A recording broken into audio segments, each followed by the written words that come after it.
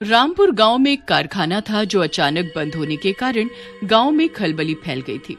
क्या आप लोगों को पता चला कि वो कारखाना क्यों बंद हो गया है अचानक से? कारखाने की वजह से बहुत दिक्कत हो रही है। क्या हुआ है ऐसा कारखाने में जो ऐसे बंद हो गया? हाँ, देखो ना, ये कारखाना जब से बंद हुआ है तब से गांव में बिजली भी नहीं आ रही है। बहुत ही अजीब बात हो रही है। तुम लोगों ने कुछ सुना? वो जो सुधीर का घर था ना, हाँ, जिसमें पूरे परिवार की लाश मिली है। सारे करंट लगने से मारे गए हैं। बड़ा ही डरावना दृश्य है। मैं तुम लोगों को बुलाने आया हूँ। चलो चलो देखने। क्या मतलब है तुम्हारा कि करंट लगने से पूरे परिवार की मौत हो गई है? जाकर खुद देख लो। एक तो बिजली इतनी आती नहीं है उसमें से, पर कल रात उसके घर की बिजली अचानक से ही चली गई और जब सुबह लोगों ने उसका घर खटखटाया तो वहाँ पर उन सब की लाश मिली है। चलो चलो जाकर देखते हैं कि क्या हो रहा है। वो तीनों वहाँ जाकर देखते हैं और पाते हैं कि सच में उन तीनों की करंट लगने से ही मौत हुई है और अब बिजली के तारों में बिल्कुल भी बिजली नहीं है। मानो ऐसा लग रहा था जैसे किसी ने बिजली चूस ली है। बाप रे, कितना खतरनाक है ये। मुझे तो बहुत डर लग रहा है। पता नहीं क्या हुआ। हाँ, देखो ना, पूरे परिवार के साथ क्या हो गया। लग रहा है इन लोगों की मौत एक साथ ही लिखी थी। सब अपने अपने घर चले गए, पर अचानक से एक दिन वसीम के घर कुछ हरकत हुई। सुनो बेगम, आज खाने में क्या बनाया है? बहुत भूख लगी है, जल्दी से खाना ले आओ। लाती हूँ, 1 मिनट। आज कोरमा बनाए है, आपको बहुत पसंद है ना, इसलिए। तभी उनकी लाइट जलने बुझने लगती है। बेगम, ये लाइट को क्या हुआ है? ये बार बार आ जा क्यों रही है? पता नहीं, बाहर जाकर देखती हूँ। हो सकता है सिर्फ हमारी ही ऐसे कर रही है। क्या हुआ बेगम, सिर्फ हमारी ही लाइट ऐसे कर रही है या औरों की भी? एक तो कमबख्त, कितना कम तो बिजली आती है, ऊपर से ऐसी हरकतें। तौबा, क्यों बंद हो गया वो कारखाना? हाँ, सिर्फ हमारी बिजली नहीं आ रही। चलिए ना जाकर देखते हैं कि तार ठीक तो है। बेगम और वसीम दोनों जाकर बिजली देखने लगते हैं। तभी उन्हें तारों में कुछ हलचल सुनाई देती है। बेगम, क्या तुम्हें कुछ अजीब सा सुनाई दे रहा है? ऐसा लग रहा है कोई कुछ चूस रहा है या खींच रहा है। बेवकूफ, तुम मुझे नहीं देख पाओगे, पर मैं सब कुछ साफ साफ देख पा रहा हूँ। हाँ, मुझे भी सुनाई दे रहा है। कोई है क्या वहाँ पर? बाहर आओ, कहीं कोई चूहा तो नहीं है? हट हट, कहीं यही कोई तार चबा गया हो। वसीम और उसकी बेगम जैसे ही वहाँ पहुँचते हैं तो वहाँ पर उनको बहुत चमकता हुआ सब कुछ नजर आता है। अरे, ये क्या चमक रहा है? ये तो कुछ टॉर्च जैसा मालूम पड़ता है। इतनी लाइट आ रही है इसमें से। चलो पास जाकर देखते हैं बेगम। जैसे ही वसीम और उसकी बेगम उसके पास जाते हैं, बिजली वाला भूत उनको अपनी तरफ खींच लेता है और एक बहुत जोर का बिजली का झटका देता है, जिसकी वजह से उनकी मौत हो जाती है। ये चमकती हुई चीज उस कारखाने का भूत होता है जो अब लोगों के घर की बिजली खींचकर उन लोगों को मार डालता है। जैसे सुधीर के घर वाले मरे थे, ठीक वैसे ही वसीम के घर पर भी हमला हुआ है। हमला क्या ही कहूँ, समझ नहीं आ रहा है ये सब कौन कर रहा है। इतनी बुरी तरह करंट लगना थोड़ा उलझन में डाल रहा है, क्योंकि वसीम और उसकी पत्नी घर से बाहर मिले। इसका मतलब उन्हें घर की बिजली से कुछ नहीं हुआ, बल्कि बाहर किसी बिजली से हुआ। लेकिन बाहर इतनी तेज बिजली का झटका कैसे लग सकता है? हमारे तो गांव में भी बिजली कम ही आती है। हाँ, तुम सही कह रहे हो। जब से उस कारखाने के बंद होने की खबर आई है, तब से गांव में अजीब अजीब चीजें हो रही हैं। एक तो बिजली कम आती है और दूसरा लोग ऐसे मर रहे हैं। कुछ तो कारण होगा ही। राम जाने क्या बात है और क्या नहीं।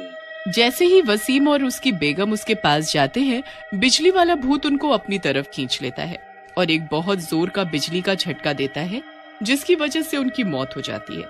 ये चमकती हुई चीज उस कारखाने का भूत होता है जो अब लोगों के घर की बिजली खींचकर उन लोगों को मार डालता है। वसीम के मरने की खबर पूरे गांव में फैल जाती है और सबके अंदर एक खौफ पैदा हो जाता है, लेकिन किसी को उसका कारण पता नहीं होता। इस बात का और डर लोगों के अंदर समा जाता है। फिर से रात होती है और इस बार कुलदीप के घर की बिजली चली जाती है, लेकिन उनके घर पर मोहन भी बैठा होता है। अरे एक तो मर मर के बिजली आती है, ऊपर से रात को कट गई। अब कितनी गर्मी लगेगी, और मुझे घर भी जाना था। तू थोड़ी देर बैठ, मैं देख कर आता हूँ। कोई मोमबत्ती मिलती है तो उसको जला लेंगे थोड़ी देर के लिए, है क्या पता फिर बिजली आ जाए। कुलदीप जैसे ही उस रूम से उठकर दूसरे रूम में जाता है तो उसको बाहर से रोशनी दिखाई देती है। तो कुलदीप अपनी पत्नी को आवाज लगाता है, अरे सुनती हो, लगता है सिर्फ हमारी लाइट गई है। मोहन को घर जाना है, नजारा देख कर आता हूँ बाहर कि क्या गड़बड़ हुई है। रुकिए, मैं भी आपके साथ चलती हूँ। मैं मोमबत्ती दिखा दूंगी, आप देख लीजिएगा, कहीं कोई दिक्कत होगी तो ठीक कर दीजिएगा। एक साथ आप दोनों चीजें कैसे कर पाएंगे? मैं मोहन भाई साहब को बोल देती हूँ, वो यहीं बैठेंगे, तब तक हम दोनों बिजली ठीक करके आ जाएंगे। सुनिए मोहन भाई साहब, शायद हमारे घर की बिजली गई है, तो हम लोग उसको ठीक करके आते हैं, तो बिजली आ जाएगी। आप थोड़ी देर घर का ध्यान रखिए, हम आते हैं। अरे भाभी जी, मैं साथ में चला जाता हूँ कुलदीप के, मैं दिखा दूंगा उसको मोमबत्ती, आप घर पे रुको। कुलदीप की पत्नी मोहन की बात मानकर घर पर रुक जाती है और कुलदीप और मोहन बिजली ठीक करने चले जाते हैं। तार तो सारी ठीक है, तो फिर बिजली क्यों नहीं आ रही? और बाकी लोगों की तो आ रही है। शायद वोल्टेज कम होगा, चल थोड़ी देर में आ जाएगी। अरे ये क्या है, हर इतना क्यों चमक रहा है? वोल्टेज तो कम है फिर भी। मैं बिजली खींचने वाला भूत हूँ। अब तुम दोनों बाहर आए हो, मैं तुम्हें भी अपनी तरफ खींचकर मार डालूंगा। मोहन कुलदीप को भागने का इशारा करता है और दोनों भागने की कोशिश कर ही रहे होते हैं। तब तक बिजली का भूत उनको अपनी तरफ खींच लेता है और उनको करंट से मार डालता है। लेकिन इस बार उसको ऐसा करते हुए कुलदीप की बीवी देख लेती है। इसका मतलब यही है वो जो लोगों को मार रहा है। इसके करंट की वजह से लोग ऐसे बेदर्दी से लाश बने जा रहे हैं। वो चुपचाप रोते रोते अपने घर में छुपी रहती है और सुबह होने का इंतजार करती है। जैसे ही सुबह होती है, कुलदीप की पत्नी सबसे पहले गांव के मुखिया की तरफ जाती है और बोलती है, मुखिया जी, ये सब बिजली का काम नहीं बल्कि बिजली खींचने वाले भूत का काम है। न जाने वो कहां से आए हैं, लेकिन कल मैंने उसको कुलदीप और मोहन को मारते हुए देखा। वो बहुत खतरनाक है। कल रात उसने मेरे घर की बिजली काट दी, जिसकी वजह से मोहन और कुलदीप बाहर बिजली देखने गए तो वो भूत उनके सामने आ गया। उन लोगों ने भागने की कोशिश तो की, लेकिन उसने उनको अपनी तरफ खींच लिया, जिससे करंट लगने से उनकी मौत हो गई। शायद वो कारखाने वाला भूत होगा, जिसकी मौत कारखाने के बिजली खराब होने से हो गई थी। हाँ, उसी की वजह ही से तो कारखाना बंद हुआ था। शायद वही लोगों को ऐसी मौत देखकर खुश हो रहा है। अगर वो कोई बिजली वाला भूत है तो हम उसे कैसे रोक सकते हैं? हम उसका कुछ नहीं बिगाड़ सकते। क्यों नहीं कुछ बिगाड़ सकते? अगर हमारे पास हमारी श्रद्धा हो और भगवान पर विश्वास हो तो हम उसे रोक सकते हैं। तुमने ये ठीक कहा। अगर कोई बुरी आत्मा सिर्फ अपनी खुशी के लिए बेगुनाह लोगों को मार रही है तो उसे खत्म करने में भगवान हमारा साथ देगा। रोहन पंडित जी के पास जाकर उनसे उपाय जानता है। जब उसे करंट लग रहा था तब उसने एक लॉकेट पहन रखा था जो गिरते हुए तारों पर फंस गया।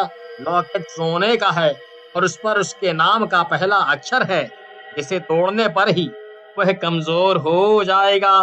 बाद में उसके लॉकेट को तुम लोग तेजाब में डालकर गला देना। ठीक है पंडित जी, तो मैं अभी जाकर उसको ले आता हूँ। रोहन कारखाने के लिए निकल जाता है और लॉकेट लेकर गांव पहुंचता है। तभी एक गांव वाले की बिजली चली जाती है। वो सबको इकट्ठा करके बुला लेता है।